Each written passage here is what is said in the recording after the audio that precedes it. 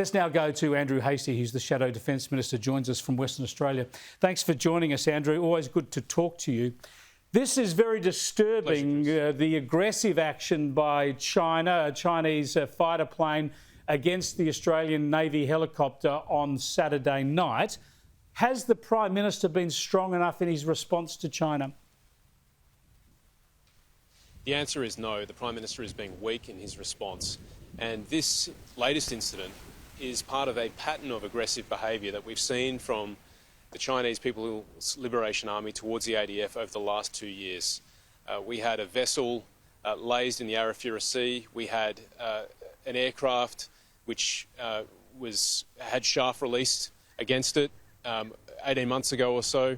We had divers last year experience a sonar attack by a Chinese destroyer.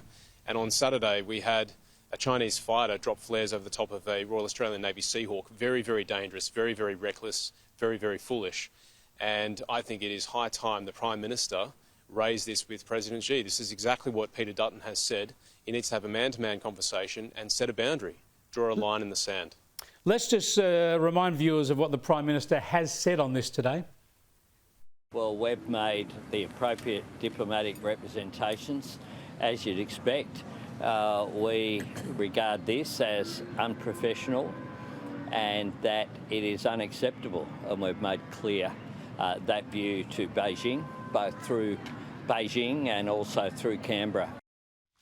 Yeah, interesting stuff, because he calls it unprofessional, something that's obviously provocative, it's intimidatory, it's dangerous. He just calls it unprofessional. When making diplomatic representations, we don't know what level that they're made. Is that just ambassador to ambassador? Do you think you're saying, and Peter Dutton is saying, this is worth trying to place a direct call to the President? Well, they could be doing it military to military. They could be doing it through DFAT. We don't know. And we think it's reached the level where it has to go to the President. Because if we allow this to keep happening, and clearly they didn't get the message last year with our divers, if we allow this to keep happening, there may well be a consequence where we lose Australian lives. So the Prime Minister has to act now because it's in our national interest, but it's also important to establish a boundary to protect the ADF in the future. We can't have this sort of behaviour any longer. Do you give the Prime Minister any credit at all, and his Defence Minister, for at least speaking publicly about this and talking about it now? Because when there was that sonar attack last year, it seems that the government sat on that quietly for a number of days because they didn't want to upset a planned meeting with Xi Jinping. This time, with a visit in the offing from the Chinese Premier, at least they're out there talking about it and making representations. Well, I think it's a good thing that this is in the open. I think transparency is really important. I think sunlight is a good disinfectant, and I think by bringing this into the open, it puts pressure back on the Chinese government to respond. But nonetheless, we still have to act in our interests, and I think it's reached a level where the Prime Minister should step up and raise this directly with President Xi. This is what Peter Dutton has said. I stand with Peter Dutton. It should be done.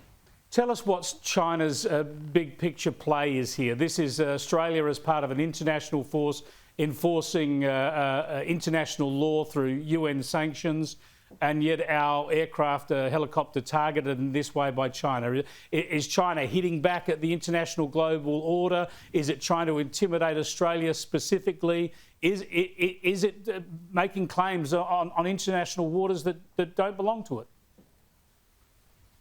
Chris, I've asked for a brief on the specifics of this, and I'll wait until I get that. But just generally speaking, the Chinese are seeking to disrupt the US rules-based order, if that's what we want to call it. They're disrupting it, and they're picking on US allies. We are a close ally of the US, and they're pushing us around. And they're seeking to normalise this sort of behaviour. So if we don't push back, if we don't raise this at the appropriate levels, it will become normal. It will become the normal pattern of behaviour. And I think over the last 2 years or so, we've seen this aggressive pattern of behaviour, and it's got to stop. And the way to stop it is for the Prime Minister to do his job and act in the interests of the Australian people and the ADF specifically.